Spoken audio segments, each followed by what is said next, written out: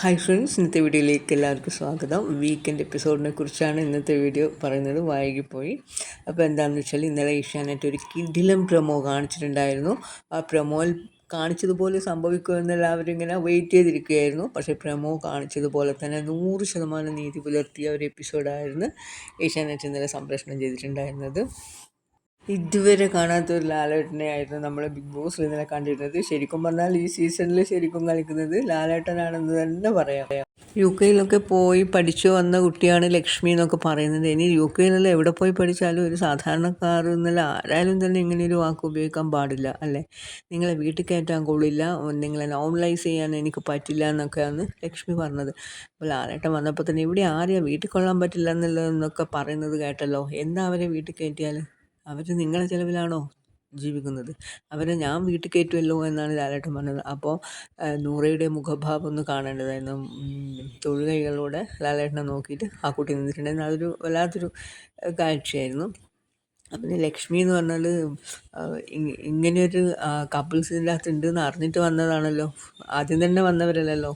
ഒരു 10-25 ദിവസം ഈ എപ്പിസോഡ് കണ്ടതിന് ശേഷമാണല്ലോ വന്നത്. അപ്പോൾ ഇതിൽ ലെസ്ബിയൻ കപ്പിൾസ് ഉണ്ട് എന്നുള്ള കാര്യം അറിയുന്നില്ലേ? അപ്പോൾ അങ്ങനെയാണെങ്കിൽ ലക്ഷ്മി ഇതിൽ വരാൻ പാടില്ലല്ലോ. അപ്പോൾ ലാലേട്ടൻ പറഞ്ഞു ഇറങ്ങി പോയിക്കൂടെ ഇവിടെ നിന്നാണ് പറഞ്ഞത്. ശരിക്കും ഒരു ഇതുണ്ടെങ്കിൽ അപ്പോൾ പോകണമെന്നുള്ളൊരു വിചാരിക്കും. അത്രയിലാണ് ലാലേട്ടൻ പറഞ്ഞത്. അങ്ങനെയൊന്നും ആരും ഇനിയും പറയാതിരിക്കട്ടെ. ഇപ്പോൾ ഇങ്ങനെയുള്ളൊരു സംഭവങ്ങളാണ് ഇപ്പോൾ ലാലേട്ടൻ വരുമ്പോഴൊക്കെ ഓരോ ഇഷ്യൂസ് ഇങ്ങനെ കാണുന്നത്. നമുക്ക് പേഴ്സണൽ ഒപ്പീനിയൻ ഉണ്ടാവാം, പിന്നെ എന്താ പറയുക, അതൊന്നും നമ്മളൊരു ഷോയിൽ വന്നിട്ട് അത് പ്രകടിപ്പിക്കേണ്ട ആവശ്യമില്ലല്ലോ, അല്ലേ? ഇതെന്ന് പറഞ്ഞാൽ കമ്മ്യൂണിറ്റീസിനൊക്കെ പ്രാധാന്യം കൊടുത്തുകൊണ്ടിരിക്കുന്ന ഒരു ഷോ ആണ് ഇതുവരെ ആയിട്ടും. അപ്പോൾ പിന്നെ ലക്ഷ്മി പറഞ്ഞത് 100% തെറ്റ് തന്നെയാണ്. അപ്പോൾ ലക്ഷ്മിയെ ഇന്നലെ പൊരിച്ച് അടുക്കി എന്ന് പറയാം ലാലേട്ടൻ. ഇനിയിപ്പോൾ അടുത്തത് എന്താണെന്ന് അറിയില്ല. അത് പിന്നത്തെ പ്രൊമോയിൽ വന്നിട്ട് കാണുന്നില്ല. ഇന്ന് നമുക്ക് വെയിറ്റ് ചെയ്ത് കാണാം. പിന്നെ ഉള്ളത് അനുവോടാണ്. അനുവോട് ലാലേട്ടൻ പറഞ്ഞിരിക്കുന്നത്, അതായത് പേയ്മെൻറ്റ് നമുക്ക് ഇത്രയും തരുന്നില്ല, അപ്പോൾ നമ്മൾ അതിന് കണക്കായിട്ട് കണ്ടൻറ്റ് കൊടുക്കണ്ടേ എന്നുള്ള ധാരണയൊന്നും വേണ്ട, നിങ്ങൾ ഗെയിം കളിച്ചാൽ മതി, പിന്നെ ബാക്കിയെല്ലാം നമ്മൾ നോക്കിക്കോളാം, അങ്ങനെയുള്ളൊരു ധാരണയൊന്നും വേണ്ട എന്ന് അനുവിനിട്ട് കൊടുക്കുന്നുണ്ടായിരുന്നു. പിന്നെ അതിനിടയിൽ ഒനിലിൻ്റെ കാര്യം വരുന്നുള്ള ഒരു പ്രതീക്ഷയിലാണ് ലക്ഷ്മി വന്നത്. മറ്റേ ആദില നൂറെ പറഞ്ഞത് അങ്ങനെ മനസ്സിൽ കൊടുത്തിട്ടുണ്ടായിരുന്നില്ല. ഇന്നലെ ലാലേട്ടൻ ഇട്ട് പോയിരിക്കുന്നു. അപ്പോൾ അവർ വിചാരിച്ചത് അതുകൊണ്ട് തന്നെ അവർ ഒനിൽ മറ്റുള്ളവരോടൊക്കെ മാപ്പ് പറഞ്ഞിട്ടുണ്ടായിരുന്നു, ഞാൻ പറഞ്ഞത് തെറ്റിപ്പോയി. പക്ഷേ ഒനിൽ ഒരിക്കലും മാപ്പ് കൊടുക്കില്ല. അത്രയ്ക്ക് വേദനിച്ചിട്ടുണ്ടായിരുന്നു ആ മനുഷ്യൻ. കാരണം ഈ 42 വയസ്സിനിടയിൽ ഇങ്ങനത്തെ ഒരു സംഭവം ഇതുവരെ ഉണ്ടായിട്ടില്ല.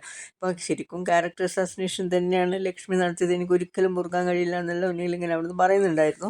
അതിനിടയിൽ ലക്ഷ്മി ലാലേട്ടനോട് പറയുന്നുണ്ടായിരുന്നു, ലാലേട്ടൻ ഞാനൊരു അമ്മയാണ്, എനിക്കപ്പോൾ ഇതൊന്നും എനിക്ക് അങ്ങനെ ഉൾക്കൊള്ളാൻ പറ്റില്ല എന്ന്. അപ്പോൾ ലാലേട്ടൻ പറഞ്ഞു, നിങ്ങളൊരു അമ്മയാണോ? അമ്മയാണെങ്കിൽ ഇങ്ങനെയുള്ള വാക്കുകളാണോ നിങ്ങളിൽ നിന്ന് വരിക? അത് നിങ്ങളെ മകൻ കാണില്ലേ എന്നൊക്കെ ലക്ഷ്മിയോട് ചോദിക്കുന്നുണ്ടായിരുന്നു. പിന്നെ അതിനിടയിൽ അക്ബറോട് ചോദിച്ചു. അക്ബർ ഇതൊന്നും കേൾക്കുന്നില്ലേ ചോദിക്കുന്നുണ്ട്. അപ്പോൾ അക്ബർ പറയുന്നുണ്ട്, എനിക്കറിയില്ല ലാലേട്ടൻ, ഇവരൊരു പ്രത്യേക കച്ചറ സ്വഭാവമാണ് ഇവരുടേതെന്ന് അക്ബർ പറയുന്നുണ്ട്. അപ്പോൾ അഭി പറയുന്നുണ്ടായിരുന്നു, പിന്നെ ലാലേട്ട മസ്താനിയും പിന്നെ ലക്ഷ്മിയും പറയുന്നുണ്ട് നമുക്കിത് നോർമലൈസ് ചെയ്യാൻ പറ്റില്ല എന്ന് അഭി പറയുന്നുണ്ടായിരുന്നു. അപ്പം ലക്ഷ്മി ഇതൊക്കെ പറഞ്ഞിട്ടും പറയുന്നുണ്ട് ഞാൻ എൻ്റെ കാഴ്ചപ്പാടിൽ ഉറച്ചു വെക്കുന്നത്. അപ്പോൾ ലാലേട്ടൻ പറഞ്ഞു നിങ്ങളെ കാഴ്ചപ്പാട് നിങ്ങളിലിരിക്കട്ടെ, ഇവിടെ വന്നിട്ട് അത് പറയേണ്ട കാര്യമില്ല എന്ന് ലാലേട്ടനും പറയുന്നുണ്ട്. പിന്നെ ഇവരെ കൊണ്ട് ജോലിയും കൂലിയും ഇല്ലാത്തതാണെന്ന് പറഞ്ഞിട്ടുണ്ടായിരുന്നു ലക്ഷ്മി. അപ്പോൾ ആദിലയോട് ലാലേട്ടൻ ചോദിച്ചു, ആദില എന്താണ് ജോലി ചെയ്യുന്നത്? നമ്മൾ വിപ്രോയിലാണ്. അപ്പോൾ ലക്ഷ്മിയോട് ചോദിക്കുന്നുണ്ട്, അപ്പോൾ നിങ്ങളെല്ലാം പറഞ്ഞ ജോലിയും കൂലി ഇല്ലാത്തവരാണെന്ന്, അങ്ങനെ ഇങ്ങനെ നിങ്ങൾ പറഞ്ഞതെന്നെല്ലാം ചോദിക്കുന്നുണ്ട്. അപ്പോൾ അക്ബർ പറയുന്നുണ്ട് ഇവർ അവിടെ നിന്ന് മാറിയാൽ ഇവരെ നന്നായിട്ട് വളരും ലാലേട്ടാന്ന് അക്ബർ പറയുന്നുണ്ട്. ഇത് ലാലേട്ടൻ അനീഷിൻ്റെ അഭിപ്രായം തന്നാലും അനീഷ് പറയുന്നുണ്ട്, ലാലേട്ടൻ 40 ദിവസമായി ഇവിടെ നമ്മൾ നിൽക്കുന്നു, നമുക്കൊരു പ്രശ്നമില്ല എന്ന് പറയുന്നുണ്ട്. പിന്നെ ലാലേട്ടൻ അനുമോളോട് ചോദിക്കുന്നുണ്ട്, അനുമോൾ എന്താ അഭിപ്രായം എന്ന് പറയുമ്പോൾ അനുമോൾ അപ്പോൾ ആദില പറഞ്ഞിട്ടുണ്ട്, ലാലേട്ട അനുമോളോട് ഞാൻ ചോദിച്ചിട്ടുണ്ടായിരുന്നു, അനുമോൾ അപ്പോൾ ഇപ്പം പറയില്ല പിന്നെ പറയാമെന്നാണ് പറഞ്ഞത്. അപ്പോൾ ലാലേട്ടനോട് അനുമോൾ പറഞ്ഞാൽ ലാലേട്ട എനിക്ക് അതിനെപ്പറ്റി അറിയില്ല, ഞാൻ പിന്നെ പറഞ്ഞോളാം എന്ന് പറയുന്നുണ്ട്. ആ കുട്ടി അവിടെ ഇരുന്നോന്ന് പറയുന്നുണ്ട് ലാലേട്ടൻ. അതും പറഞ്ഞ് ലാലേട്ടൻ ബ്രേക്കിന് പോയപ്പോൾ ആദില പറഞ്ഞിട്ടുണ്ട്, എന്താ അനുവിന് ഇപ്പോൾ ഇവിടെ വെച്ച് പറഞ്ഞാലെന്താ, ഇവിടെ വെച്ച് പറഞ്ഞാലെന്താ?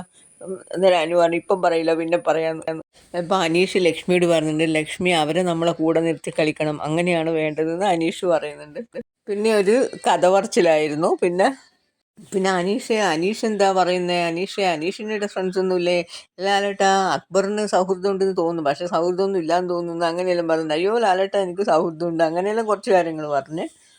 ഞാൻ അനുമോള് എന്താ കണ്ടിട്ടില്ലേ, എന്താ കണ്ടന്റ് ഒന്നും ഇല്ലെന്ന് പറഞ്ഞിട്ട്, അല്ല ലാലേട്ടാ, ഞാൻ ജയിലിൽ പോയാലേ കണ്ടന്റ് ഉണ്ടാവും, അങ്ങനെ ഞാൻ പറഞ്ഞതാ ലാലേട്ടാ എന്നെല്ലാം പറയുന്നത്. പിന്നെ ഒരു കാര്യം കൂടി ലാലേട്ടൻ ചോദിച്ചു, അനുമോളെ ഇപ്രാവശ്യം ഒന്നുമില്ല പറയാന്നെല്ലാം ചോദിച്ചിട്ടുണ്ടായിരുന്നു. പിന്നെ എല്ലാവരോടും കുറച്ച് കുറച്ച് കാര്യങ്ങൾ ഇങ്ങനെ പറഞ്ഞു ലാലേട്ടൻ. ഇനി ഒനിലിൻ്റെ പ്രശ്നം പറഞ്ഞിട്ടുള്ള റോസ്റ്റിംഗ് ഇന്നായിരിക്കും എന്ന് തോന്നുന്നു. അപ്പോൾ നമുക്ക് കാത്തിരുന്ന് കാണാം.